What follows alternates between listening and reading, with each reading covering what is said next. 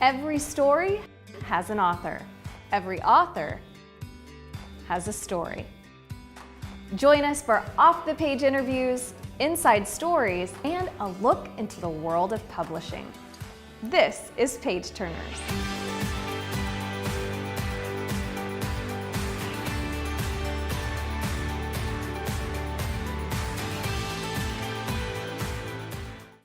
Welcome to Page Turners, presented by the agency at Brown Books. I'm Hilary Kennedy, and the Vietnam War is remembered for causing division in America.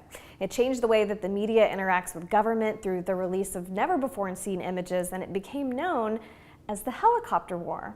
Well, my guest today was a Huey aircraft commander who pays tribute to the valiant men that he served with, and also to those who risked their lives in his memoir, Black Cat 2-1, The True Story of a Vietnam Helicopter Pilot and His Crew.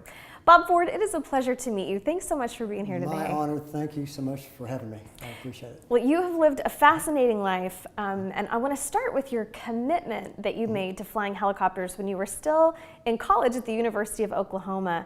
What originally sparked your desire to fly? Well, it was my junior year at OU, and I was starting to take advanced ROTC, and the instructor was a ex-combat guy, and I really had a lot of respect for him. He was from Texas A&M, and before I went to summer camp, the summer boot camp between the junior and senior year at Fort Sill, Oklahoma, I asked him, I said, Captain Schroeder, what would be the best way to serve my country in the Vietnam War? Because I've always wanted to test myself in war, and I just knew he would say, be a platoon leader on the ground. Well, he did not. With conviction, he said, be a helicopter pilot. I said, really? He said, yes. No, you're going to have a lot of danger. You're going to be committed to the war every day, but if you want to find out what it's all about, be a helicopter pilot. And I made up my mind right then. That's exactly what I was going to do.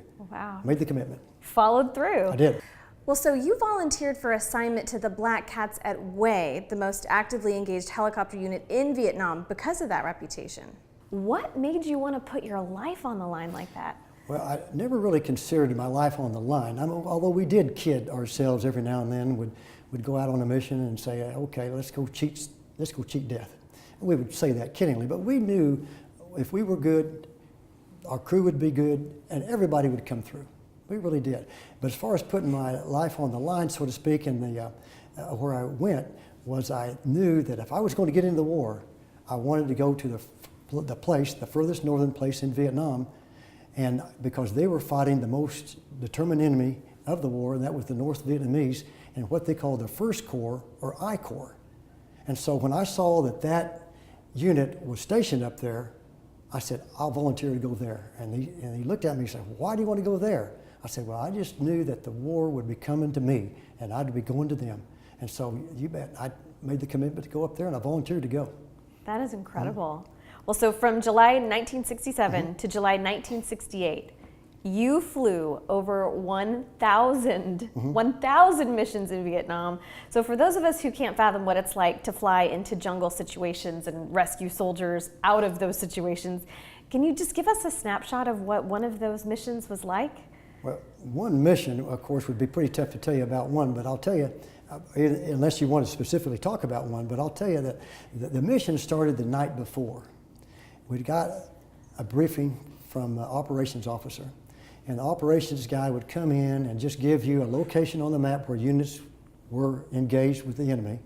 They'd give you a frequency, and it was up to you to take off early, way before before the daylight, and you'd go make contact with them, and you'd say, all right, this is Black Cat 2-1, my call sign, and what's your position?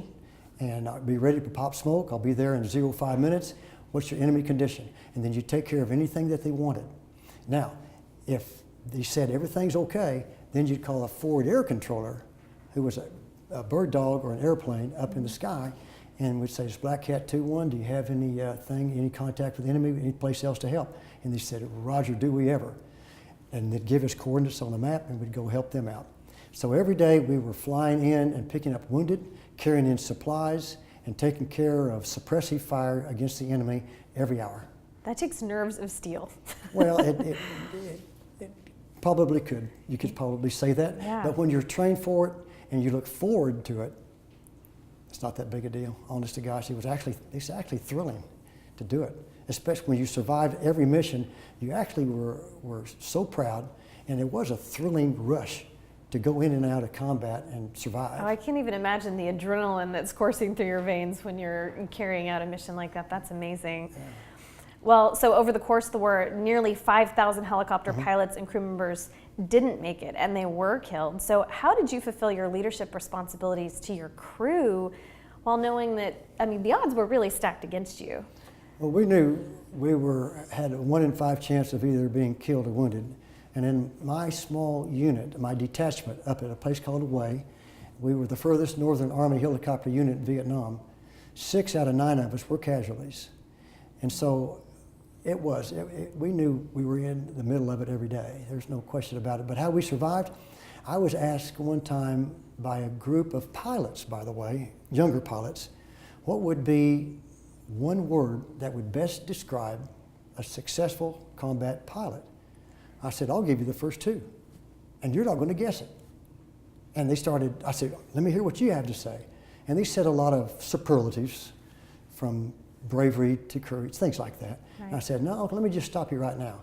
If you want to be successful, and this is what happens, because when you have this, the crew knows it, everybody knows it, and they follow suit, and the word was discipline.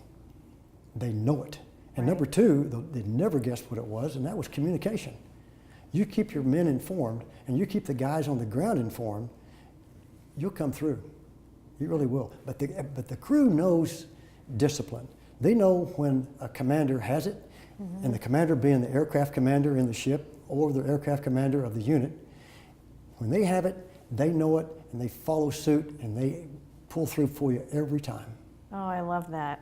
That's fantastic. So unlike many Vietnam vets that are portrayed in movies like Platoon or Born on the 4th of July, you stand firm that your team remained clean of drugs. And so how did your group pull that off? Because I know during that time it was kind of a prevalent thing. Well, we knew drugs were present because we heard about them. And having any type of drug, whether it be alcohol, marijuana, or whatever else was over there, wasn't even considered. Flying impaired was not an option.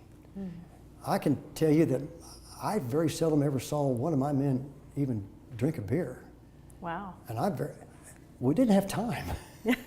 We really didn't. You start early, end late, and you, honest to gosh, were tired enough to barely get off maybe a third of a letter. Is about the most time you had, because we had briefings at night, then I had to report to a full colonel and tell him everything that happened in the field of operation. Right. And then I had to brief my men again, and we had to get ready for the next day. Flying impaired was not an option at all. Now, one thing people don't realize is that almost in any war, certainly in Vietnam, only 15% of those that serve in a war zone in Vietnam, only 15% actively engaged the enemy. And so that means 85% did not.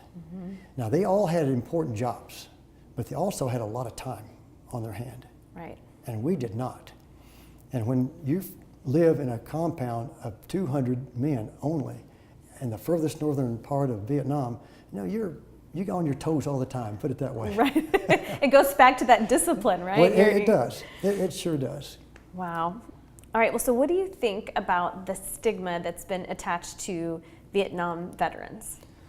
Well, there was a stigma, and a lot of it had to do with the way the media wanted to portray the Vietnam vet because of the unpopularity of the war.